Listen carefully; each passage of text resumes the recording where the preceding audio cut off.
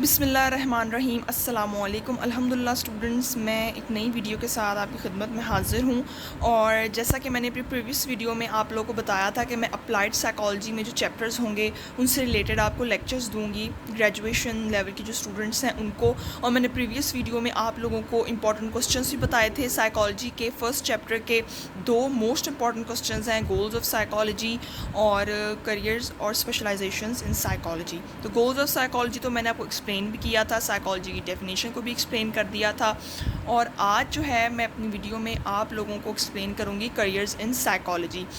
جیسا کہ آپ دیکھ سکتے ہیں کہ یہ ہے کریئرز ان سائیکالوجی. اور بھی بہت سی اسپیشلائزیشن ہے سائیکالوجی کے اندر، لیکن یہ موسٹ امپورٹنٹ جو ہیں کریئرز اور اسپیشلائزیشنز ہیں سائیکالوجی کے اندر. آپ کو ان میں سے کوئی بھی دو یا کوئی بھی ایک جو اسپیشلائزیشن ہے وہ آ جائے گی، آپ کو اس کو ڈیفائن کرنا ہوگا.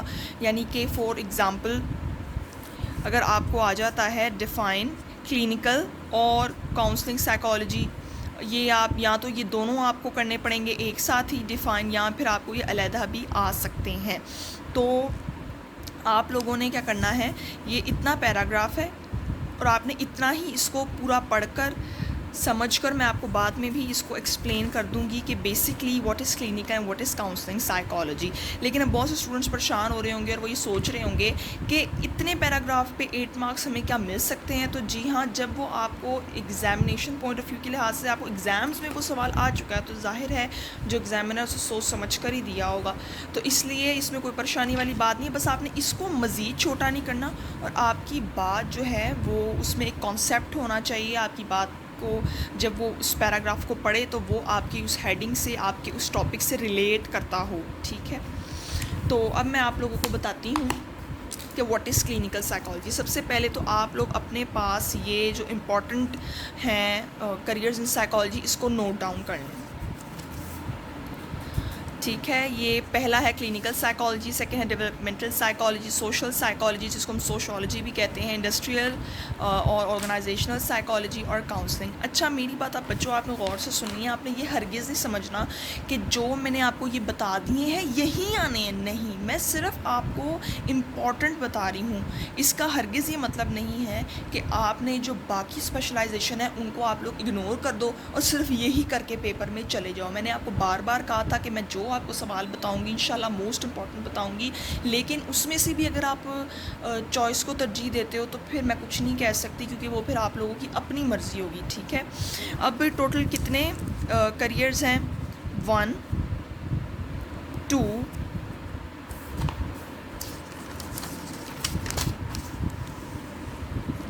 3 4 5 6 7 8 9 10 11 12 13. ٹوٹل جو ہیں 13 آپ کے پاس کریئرز ان سائیکالوجی ہیں، جس میں سے جو موسٹ امپورٹنٹ ہیں وہ یہ ہیں: clinical psychology, developmental psychology, social psychology, industrial psychology, counselling, اور ایک اور سائیکالوجی کی جو ہے وہ آتی ہوتی ہے اسپیشلائزیشن، جو کہ ہے ایجوکیشنل سائیکالوجی. میں یہاں پہ لکھ دیتی ہوں، سوری میں لکھنا بھول گئی تھی.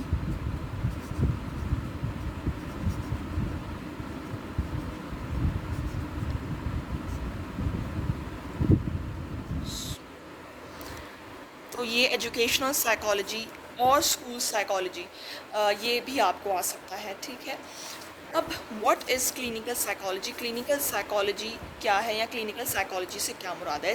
کلینیکل سائیکالوجی سے مراد وہ سائیکالوجی ہوتی ہے جس میں آپ لوگ جو ہے پراپر 2 اور 3 ایئرس کا یہ ایک کورس ہوتا ہے، آپ اس کو ڈپلوما بھی کہہ سکتے ہو، جس میں آپ اسپیشلائزیشن کرتے ہو اگر آپ کو کلینیکل سائیکالوجسٹ بننا ہے. اب آپ میں سے بہت سے لوگ پوچھ رہے ہوں گے کہ کلینکل سائیکالوجسٹ جو ہے کیا وہ میڈیکیشن یا کوئی بھی میڈیسن جو ہے وہ پرسکرائب کر سکتا ہے؟ تو جی نہیں، کلینکل سائیکالوجسٹ جو ہے وہ میڈیسن پرسکرائب نہیں کر سکتا، کیونکہ وہ صرف سیشن دیتا ہے جو کہ بہت امپورٹنٹ ہوتا ہے. لیکن کلینکل سائیکالوجی اور سائیکائٹرسٹ میں یہی فرق ہوتا ہے کہ جو ایک سائیکائٹرسٹ ہوتا ہے وہ ایک باقاعدہ MBBS ڈاکٹر ہوتا ہے، اس نے ہاؤس جاب بھی کی ہوتی ہے، اس نے اپنے پورے MBBS میں جو عرصہ ہوتا ہے ایک ڈاکٹر بننے کا وہ اس نے لگایا ہوتا ہے، اور اس میں پھر اس نے ایک ہاؤس جاب بھی کی ہوتی ہے، اسپیشلائزیشن بھی کی ہوتی ہے. تو ایک سائیکائٹرسٹ جو ہے وہ آپ کو psychiatrist can prescribe you medicines, ٹھیک ہے، بٹ سائیکالوجسٹ کانٹ. تو اس لیے جو کلینکل سائیکالوجسٹ ہوتا ہے وہ صرف سیشن دیتا ہے. وہ یہ 2 یا 3 سال کا ڈپلومہ ہوتا ہے. اس میں آپ لوگوں کو کہیں جو ہے کسی کلینک پہ بھی بیٹھنا پڑتا ہے، کسی ہاسپٹل میں آپ کو علیحدہ سے جو ایک کلینک لے کے روم میں بیٹھ کے آپ کو پہلے ایکسپیرینس کرنا پڑتا ہے. لیکن آپ کسی کو میڈیکیشن جو ہے اس سے آپ کسی کا علاج نہیں کر سکتے، لیکن آپ سیشن دے سکتے ہیں. تو یہ مت سمجھیے گا کہ کلینکل سائیکالوجسٹ جو ہے وہ ڈاکٹر کی طرح ان کا وائٹ کوٹ بھی پہنتا ہے، لیکن وہ میڈیسنس پرسکرائب نہیں کر سکتا. البتہ وہ سیشن ضرور دیتا ہے، اور وہ سٹنگز ہوتی ہیں اور ایک پراپر سٹنگز ہوتی ہیں جس کا جو مسئلہ ہوتا ہے اس کے حوالے سے اس کو اتنی مخصوص سٹنگز دے دی جاتی ہیں. Now moving on to the next, it is developmental psychology.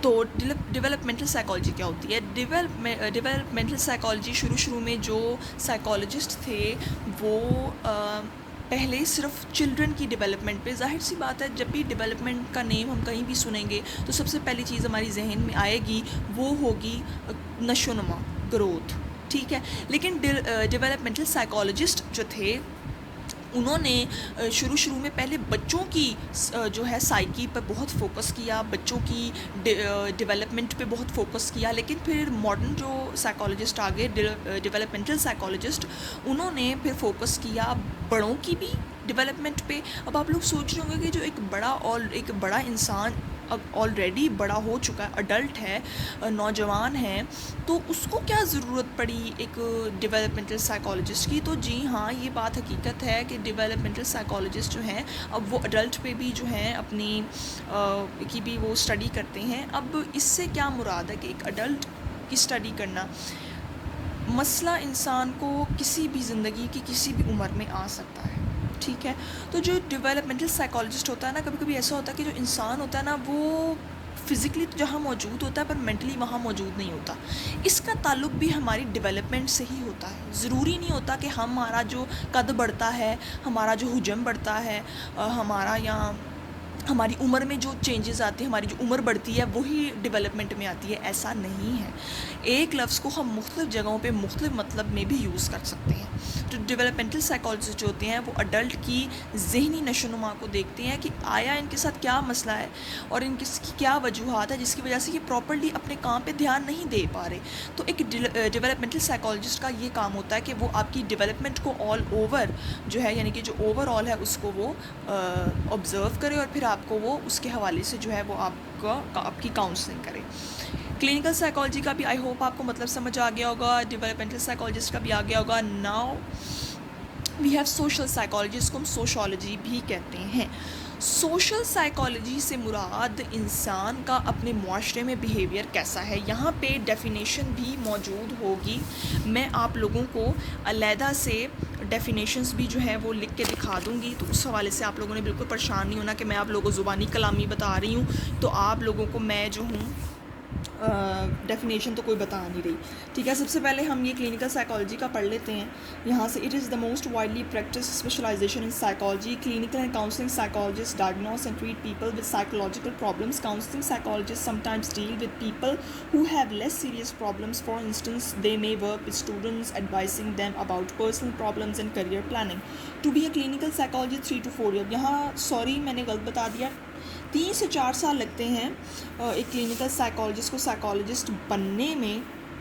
پھر انہیں ایک ایڈوانس ڈپلوما بھی کرنا پڑتا ہے یا MS کرنا پڑتا ہے کلینکل سائیکالوجی میں with 1 year internship in mental health facility is required کا مطلب کہ یہ لازم ہوتی ہے کہ کسی بھی ادارے میں آپ نے جو ہے ایک سیپریٹ روم لے کے وہاں اپنا جو ہے آپ نے پراپر ایک جو سلسلہ ہے وہ شروع کرنا ہے. اب آپ لوگ سوچ رہے ہوں گے یہ کاؤنسلنگ کیا ہے. کاؤنسلنگ میں آپ لوگ کو اینڈ پہ بتاؤں گی کہ واٹ از کاؤنسلنگ. اب ہم پہلے سوشالوجی کی طرف چلتے ہیں کہ بیسکلی میں آپ لوگوں کو چاہتی ہوں کہ میں آپ لوگوں کو پہلے بیسک کانسیپٹ دے دوں, کیونکہ ڈیفینیشنس تو ہمیں ڈیفینیشن تب تک نہیں یاد ہونی, کیونکہ یہ جو لیول ہے نا, اس لیول پہ اگر آپ لوگ جب تک کانسیپٹ سے نہیں چلو گے آپ لوگوں کو کچھ سمجھ نہیں آئے گا. اگر میں ڈائریکٹ اس پہ آپ لوگوں کو لے آؤں گی فٹافٹ سے ڈیفینیشن پہ, تو چلو فٹافٹ ڈیفینیشن پڑھ لی اور آپ کو سمجھا دیا چل سو چل, ایسا نہیں کرنا. میں نے انشاءاللہ میں آپ لوگوں کو پہلے اس کا بیسک کانسیپٹ دوں گی تاکہ جب آپ لوگ ڈیفینیشن یاد کرو تو آپ لوگوں کو مشکل پیش نہ آئے, آپ لوگوں کو پریشانی نہ ہو. اب سوشل سائیکالوجی کیا ہوتی ہے اور سوشیولوجی کیا ہوتی ہے, یہ بیسکلی دونوں ایک ہی ٹرم ہے, لیکن یہاں پہ آپ لوگ اس کو ڈفرینٹلی بھی یوز کر سکتے ہو. It's up to you. اب سوشل سائیکالوجی کیا ہوتی ہے. سوشل سائیکالوجی وہ سائیکالوجی ہوتی ہے کہ ہم اپنے معاشرے میں کس طرح بیہیو کرتے ہیں, اپنے معاشرے کے لوگوں کے ساتھ ہم کس طرح بیہیو کرتے ہیں, ہمارا جو ہے ہم نے اپنے معاشرے سے کیا سیکھا ہے, کیا سیکھتے ہیں, کیا سیکھ رہے ہیں, کیا سیکھ چکے ہیں, یہ سب سوشل سائیکالوجی ہمیں بتاتی ہے. اور یہ کہ سوشولوجسٹ جو ہے وہ ایک ایسا انسان ہوتا ہے, کیونکہ میں نے آپ کو پہلے بھی بتایا تھا کہ مین از اے سوشل, انسان ایک معاشرتی جانور ہے, اور انسان جو ہے اس کو کسی نہ کسی موڑ پر جو ہے اپنی کسی گیدرنگ کی ضرورت پڑ جاتی ہے, کہ انسان کی ضرورت پڑ جاتی ہے. ٹھیک ہے, تو انسان کا رویہ کیسا ہے, اس کا دوسروں پہ کیا اثر ہے, دوسروں کا اس پہ کیا اثر ہے, اس کی زندگی میں وہ کتنی نگیٹیوٹیز رکھتا ہے, کتنی پازیٹیو وائبز رکھتا ہے, یہ سب سوشل سائیکالوجی ہمیں بتاتا ہے کہ انسان اپنے معاشرے میں کس طرح زندگی گزار سکتا ہے, اسے کس طرح سے گزارنی چاہیے اور کس طرح سے لوگوں کے ساتھ پیش آنا چاہیے, یہ سب ہمیں سوشل سائیکالوجی بتاتا ہے. Now moving on to the next, industrial organisational psychology. Industry سے نکلا ہے جس کے معنی صنعت کے ہوتے ہیں, اور آرگنائزیشن کا مطلب ہوتا ہے ایک ادارہ. اب انڈسٹریل اور آرگنائزیشنل سائیکالوجی کیا ہوتی ہے, یہ بھی بہت امپورٹنٹ ہے. میں نے اس کے اوپر علیحدہ سے امپورٹنٹ بھی لکھ دیا. اٹ مینس کہ اٹس ریئلی امپورٹنٹ, اور یہ ایگزامینیشن پوائنٹ آف سے اتنا امپورٹنٹ ہے, اور یہ اکثر میں نے دیکھا ہے پاسٹ پیپرز آپ چاہے اٹھا کر دیکھ لیں, کوئی بھی پاسٹ پیپر آپ لے لیں, اس میں آپ لوگوں کو تقریباً ایون کہ یہ گروپ 1 گروپ 2 دونوں کو ہی آ جاتا ہے. انڈسٹریل اور آرگنائزیشن سائیکالوجسٹ جو ہوتے ہیں ان کا یہ ہوتا ہے کہ آپ کو پتہ ہوگا کہ انڈسٹریل سائیکالوجسٹ جو ہوتے ہیں نا, ایک جو بڑی بڑی انڈسٹریز ہوتی ہیں نا, انہوں نے بھی اپنے پاس سائیکالوجسٹ رکھے ہوتے ہیں, کیونکہ کبھی کبھی ایسے ہوتا ہے کہ ان کے جو امپلائیز ہوتے ہیں وہ کسی جو ہے کسی مینٹل ایشو سے, کسی مینٹل پرابلم سے جو ہوتے ہیں وہ گو تھرو کر رہے ہوتے ہیں, جس کی وجہ سے انہیں اپنے کام پہ مکمل توجہ نہیں وہ دے پاتے.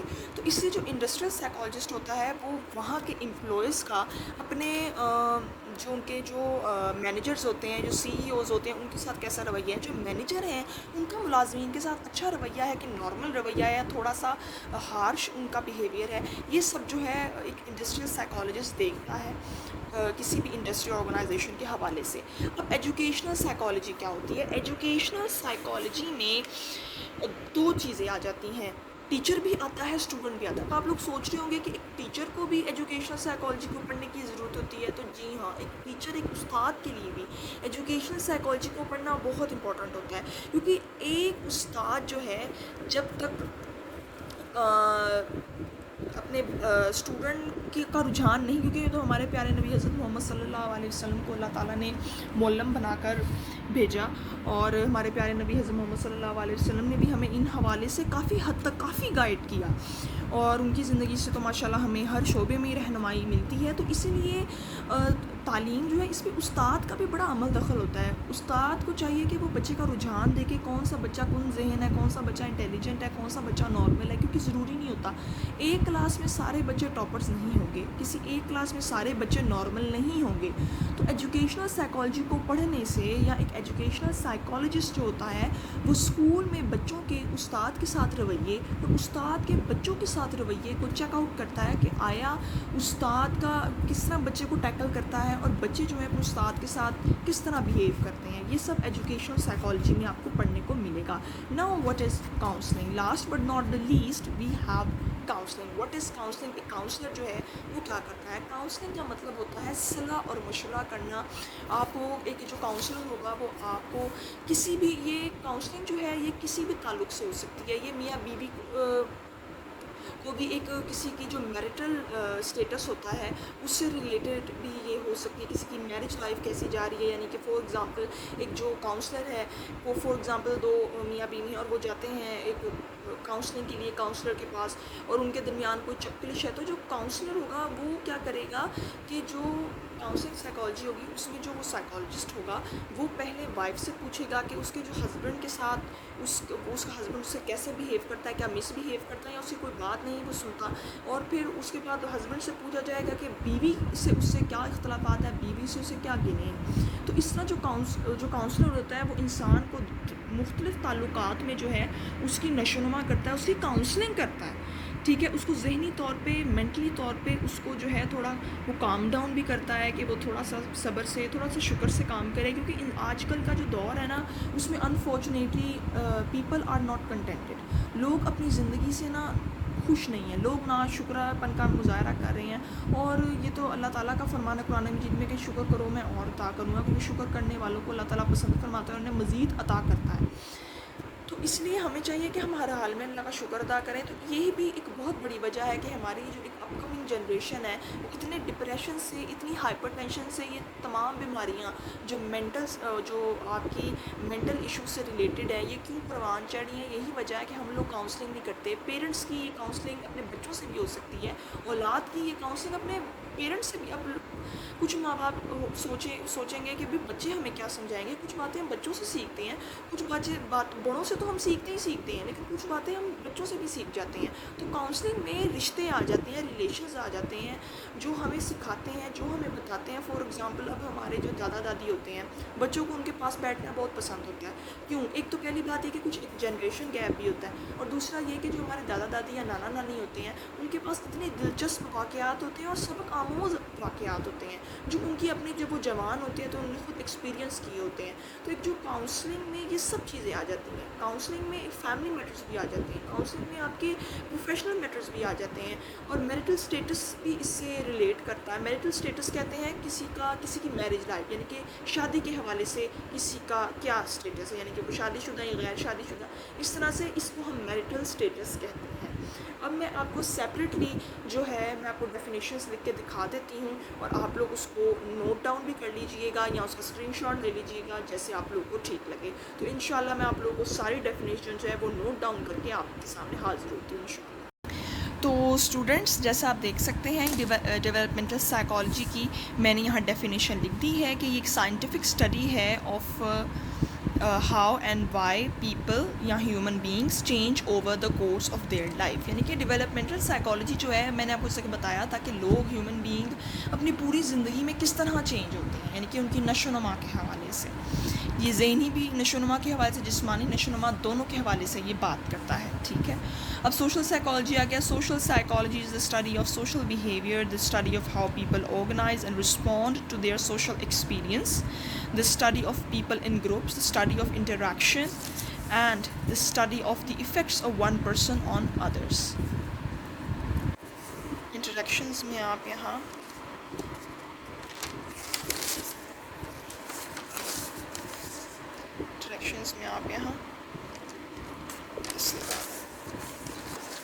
اسی طرح سوشیولوجی کیا ہے؟ Sociology is the study of social systems, families, organization and societies,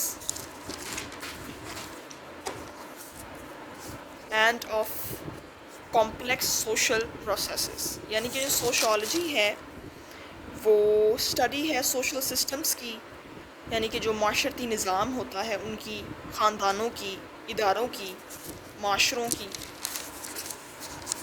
اور جو کمپلیکس سوشل پروسیس ہوتے ہیں جو بڑے یعنی کہ کہتے ہیں نا بڑے کشمکش والے جو معاشرتی سارے عمل ہوتے ہیں ان کی۔ Social psychology is a sub discipline of both psychology and sociology. وہ کہتا ہے کہ سوشل سائیکالوجی جو ہے وہ ایک سب ڈسپلن، ایک ڈسپلن ہے کس کا؟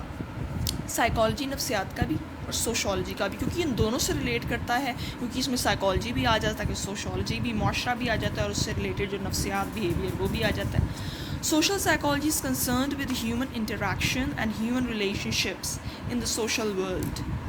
Social psychology کا تعلق کنسرن ہے، وہ جو کنسرن ہے اس کا ہے ہیومن انٹریکشن سے اور ہیومن ریلیشن شپ کے ان دا سوشل ورلڈ. وہ کہتا ہے اس معاشرتی دنیا میں جو سوشل سائیکالوجی ہے نا وہ نہ صرف انسانوں کے تعلقات بلکہ ان کے رشتوں سے بھی. اب یہاں انٹریکشن کا مطلب ہے تعلق، کسی کا میل جول، اور ہیومن ریلیشن شپ کے ان کے تعلق کے وہ ان کا باہر لوگوں کے ساتھ کیا انٹریکشن ہے اور ان کا ریلیشن، ان دونوں چیزوں سے. وہ نہ صرف رشتوں کی بات نہیں کرتا سوشل سائیکالوجی، جو آپ کے سراؤنڈنگز میں لوگ موجود ہیں، آپ کے ہمسائے، آپ کے دوست، یا جو بزرگ، یا آپ کے اپنے چھوٹوں کے ساتھ کیسا رویہ ہے. سوشل سائیکالوجی ان سب کے ساتھ کنسرن کرتا ہے.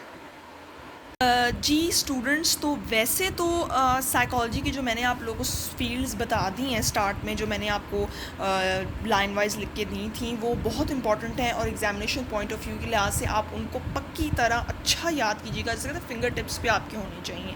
لیکن اب ٹوٹل چونکہ یہ 14 فیلڈز ہیں، یہ میں آپ کو تھوڑا سا پڑھا دیتی ہوں.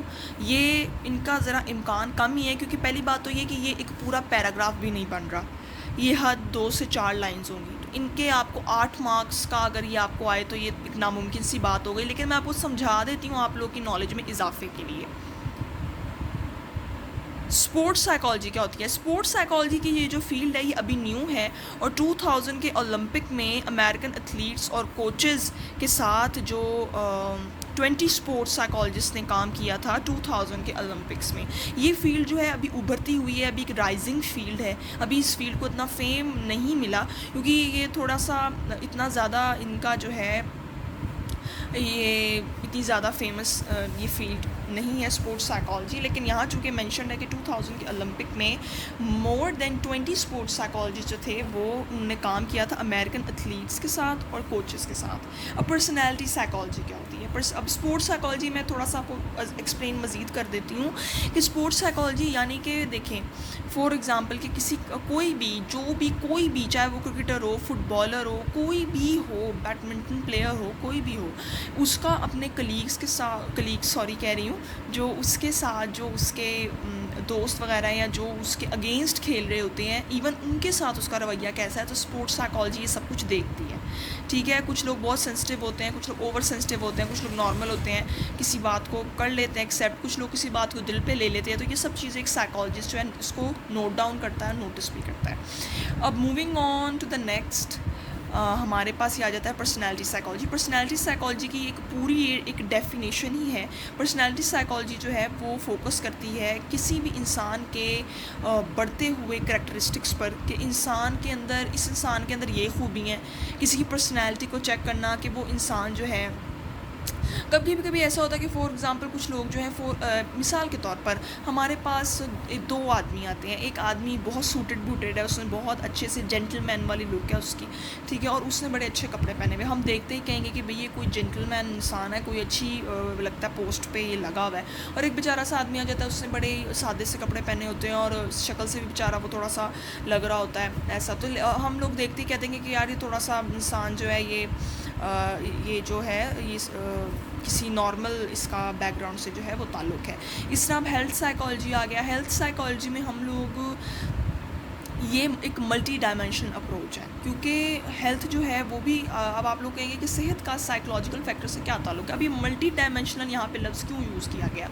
اس لیے کیونکہ ہیلتھ کا تعلق ہر فیلڈ سے ہوتا ہے، ہر فیلڈ سے، چاہے وہ کوئی ڈاکٹر ہو، چاہے وہ کوئی انجینئر ہو، چاہے وہ کوئی لائر ہو، چاہے وہ کوئی ایکٹر ہو، کوئی بھی انسان ہو. سب سے پہلی پرائیورٹی ان کی صحت ہی دیکھی جاتی ہے. اور سب سے زیادہ چاہے وہ بندہ جو ہے وہ کوئی اسپورٹس مین ہو، تو اس کے لیے جو ہے اس انسان کے لیے سب سے ضروری اس کی صحت ہوتی ہے، کیونکہ جب صحت ہوگی تو سب کچھ ہوگا. تو ہیلتھ سائیکالوجی کے ایک انسان کی صحت پہ کسی چیز کا، کچھ لوگ بیچارے ٹینشن سے کمزور ہو جاتے ہیں، کچھ لوگوں کو ٹینشن سے کچھ لوگ موٹے ہو جاتے ہیں، کچھ لوگوں کو ٹینشن سے بھوک لگنی شروع ہو جاتی ہے، تو کچھ لوگوں کی بھوک ٹینشن سے مر جاتی ہے. تو یہ سب ہیلتھ سائیکالوجی میں آ جاتے ہیں. اور جو ہیلتھ سائیکالوجسٹ ہوتے ہیں وہ اس کے حوالے سے کلینکل سروسز بھی پرووائڈ کرتے ہیں، اور ان کو جو ہے ان کو مینٹلی طور پہ ان کو جو ہے وہ کام بھی رکھتے ہیں کہ ہر چیز کو انسان کو خود سے ریلیٹ نہیں کر لینا چاہیے، کسی چیز کا اتنا جو ہے وہ کسی گہرا صدمہ نہیں لے لینا چاہیے. تو یہ ہیلتھ سائیکالوجی سے ریلیٹ کرتا ہے یہ ایشو. میں نے آپ لوگوں کو ذرا تھوڑا سا موٹا سمجھا دیا ہے، اور جو امپورٹنٹ ہے ان کو میں نے ایکسپلین بھی کر دیا، پلس ڈیفینیشن بھی بتا دی. فورینسک سائیکالوجی جو ہے یہ بھی یہاں پہ پڑھا ہوا ہے کہ اس کا جو بانی تھا father of forensic psychology that was Hugo Munsterberg 1863 سے 1916 تک، اور اس نے جو ہے اپنی خدمات پیش کی تھی فورینسک سائیکالوجی میں. فورینسک سائیکالوجی جو ہوتی ہے، سب کو پتہ ہے کہ کوئی بھی چیز کی نشاندہی کرنی ہو تو لوگ اسے فورینسک لیب میں بھیج دیتے ہیں، اور اس کا زیادہ تر جو عمل دخل ہے وہ لیگل ٹرمز میں ہوتا ہے. اور فورینسک میں سب سے زیادہ جو ایک سائیکالوجی آ جاتی ہے وہ کرمنولوجیکل سائیکالوجی آ جاتی ہے، یعنی کہ کرائم سے ریلیٹڈ. اکثر ہم لوگ کسی اگر فار ایگزامپل کسی کا مرڈر ہو گیا ہو تو اس کا وہ پوسٹ مارٹم کرنے کے لیے ہم کہاں بھیجتے ہیں؟ ظاہر سی بات ہے فورینسک لیب بھیجتے ہیں. تو جو فورینسک سائیکالوجی ہوتی ہے وہ اس سے بھی وہ اس کا سائیکالوجی سے بھی ریلیشن ہے. اب کمیونٹی سائیکالوجی کیا ہوتی ہے؟ کمیونٹی سائیکالوجی جو ہے وہ آل اوور جو ہے ایک سوسائٹی کے ساتھ ڈیل کرتی ہے، کہ ایک کمیونٹی کو اردو میں بھی ہم کمیونٹی ہی زیادہ تر کہا جاتا ہے. تو یہ community psychologist view human behaviour in terms of adaptation to resource and the specific situation. Adaptation کا مطلب ہوتا ہے کس ماحول کے مطابق خود کو ڈھالنا. مثال کے طور پر اگر کوئی انسان ایک شہر کراچی چھوڑ کر لاہور جاتا ہے تو اور اس کا وہ وہاں ایڈجسٹ نہیں ہو پاتا، تو لوگ کہتے ہیں کہ بھئی اس کو یہ نا یہاں اس ماحول کے مطابق یہ نا یہاں پہ یہ خود کو اس ماحول کے مطابق نہیں کر سکا، یعنی کہ اس کی جو اڈیپٹیشن کا اس کا جو طریقہ تھا وہ خود کو اس ماحول کے اڈیپٹ نہیں کر سکا، ماحول کے مطابق نہیں کر سکا. تو اڈیپٹ کا مطلب ہوتا ہے کسی چیز کے خود کو مطابق بنانا. ٹھیک ہے، for example he is adapted to this environment, یعنی کہ وہ اس ماحول کے مطابق ڈھل چکا ہے، وہ اس ماحول کے مطابق ہو چکا ہے. He is or she is not adapted to this environment, یعنی کہ وہ جو ہے خود کو اس ماحول کے مطابق ڈھال نہیں سکی یا کر نہیں سکی. تو جو کمیونٹی کے سائیکالوجسٹ ہوتے ہیں نا وہ اس چیز کو بھی دیکھتے ہیں کہ آیا جو انسان معاشرے میں رہ رہا ہے یا جو معاشرے میں بگاڑ پیدا ہو رہا ہے اس کی کیا وجہ ہے، اس تک وہ ایکسیس کرتے ہیں. تو یہ کمیونٹی سائیکالوجسٹ کا یہ عمل دخل ہوتا ہے. اب انوائرمنٹل سائیکالوجی میں یہ چیز ہوتی ہے کہ انسان کا جو ایریا ہے، کیونکہ کہتے ہیں نا میں نے پھر بتا رہی ہوں کہ انسان جو ہے مین از اے سوشل اینیمل، کہ انسان سب سے زیادہ کہاں سے سیکھتا ہے؟ اپنے گھر کے بعد سب سے زیادہ وہ اپنے معاشرے سے، اپنے ماحول سے سیکھتا ہے. ٹھیک ہے، اس کا جیسا ماحول، اب کچھ لوگ کہتے ہیں کہ جیسا ماحول ہو انسان ویسا ہی ہوتا ہے. آگے ہم اسکول آف تھاٹس میں بھی پڑھیں گے کچھ سائیکالوجسٹ کا اس کے حوالے سے، کچھ سائیکالوجسٹ کے ہم جو ہیں ان کی تھاٹس پڑھیں گے. School of thoughts second chapter میں ہم پڑھیں گے بیہیویئرزم، اسٹرکچرلزم اور فنکشنلزم.